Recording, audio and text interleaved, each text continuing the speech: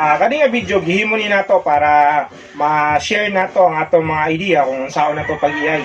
Para lang ni sa mga first timer ha, sa mga first time nga nagbuhi og mga baboy nga wala pa makatuon kung saan nila pag-iay sa ilang mga baboy. Kay nagbuhi man sila og baboy din magsigi pa sila og pa-technician, so another expense na pud siya. Guys, kay balo ba mo sa akong gihimo sa akong pag-iay sa akong galingon nga baboy?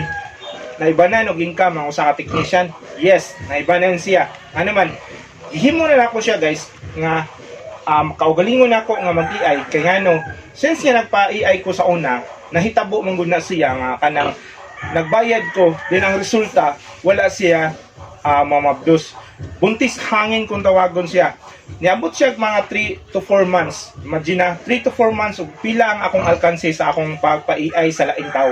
So karon ako na siyang gi-studyhan, gi-research na ako, gitanaw na akong video, gitanaw na ako mga picture kung unsaon jud siya pag-EI. So nakatuna na ako siya guys.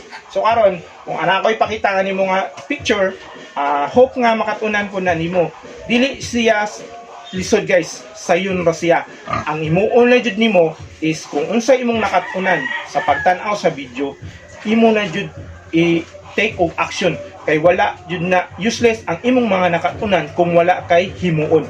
Just take action guys. Ang result ana nindot kayo.